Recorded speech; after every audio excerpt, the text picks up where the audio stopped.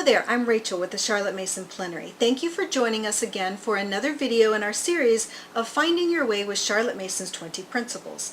Today we're talking about Principle 7, which comes from Charlotte's most famous saying of education is an atmosphere, a discipline, and a life. Today we're talking about the idea that education is a discipline.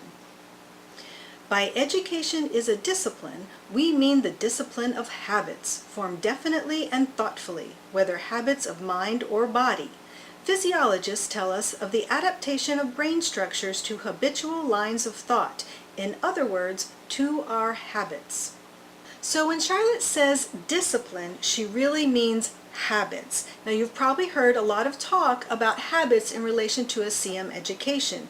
Terms like habit training, laying down the rails, smooth and easy days. These are terms that get bandied about in CM circles. But what do they mean, and what are parents supposed to do exactly? And why are habits such a big deal?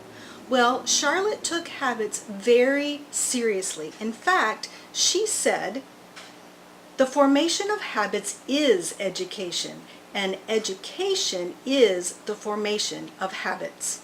Because, like atmosphere, habits are inevitable. We are constantly establishing habits, and if we aren't reinforcing a good habit, we are inadvertently reinforcing a bad habit. Now, Charlotte says that habit is to life what rails are to transport cars. More, habit is inevitable. If we fail to ease life by laying down habits of right thinking and right acting, habits of wrong thinking and wrong acting fix themselves of their own accord. Now, the analogy of a train running along tracks is helpful when we're thinking about habits.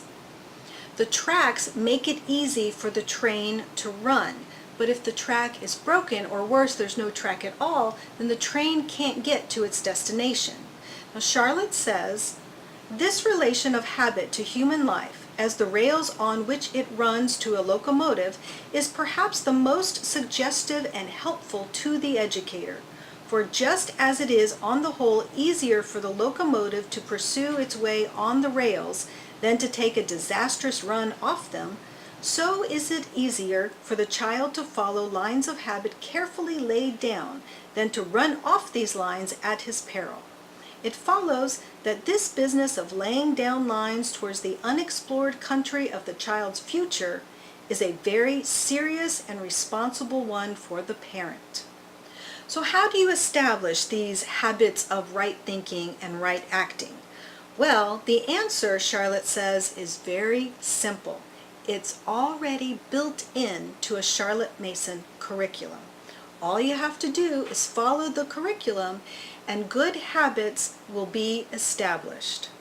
We need not labor to get children to learn their lessons. That, if we would believe it, is a matter which nature takes care of. Let the lessons be of the right sort, and children will learn them with delight. The call for strenuousness comes with the necessity of forming habits, but here again we are relieved. The intellectual habits of the good life form themselves in the following out of the due curriculum in the right way. But then what is the right way to follow the curriculum? There is but one right way, that is, children must do the work for themselves. They must read the given pages and tell what they have read. They must perform the act of knowing. So there are 3 steps in establishing good intellectual habits, and the first one is simply to follow a Charlotte Mason curriculum. But what constitutes a Charlotte Mason curriculum, and how do you know if you're using a good one? Well, I plan to address that subject in my next video, What is a Charlotte Mason curriculum? So please stay tuned for that. But the step number 2 is simply that the child must do their own work. After all education is self-education, so she warns teachers not to lecture, not to use unit studies, and also not to make artificial connections. So step number 3 is simply that the child must narrate. They must read their lesson books and narrate or tell back what they know. And if you do those 3 simple things, good intellectual habits will be established. Now, so far we've been talking about Charlotte's writings in Volume 6, but she also has a lot to say about habits in Volume 1. In fact, she has 2 whole sections in Volume 1 just about habits. Part 3 is called Habits is 10 Natures, and Part 4, Habits of Mind and Some Moral Habits, talk all about the different types of habits and how to go about establishing them. And Charlotte says that through the cultivation of good habits, you are creating an easy life for yourself and your children. We have seen why habit, for instance, is such a marvelous force in human life. I find this view of habit very encouraging. It is pleasant to know that even in mature life, it is possible by a little persistent effort to acquire a desirable habit. It is good, if not pleasant, to know also with what fatal ease we can slip into bad habits. But the most comfortable thing in this view of habit is that it falls in with our natural love of an easy life.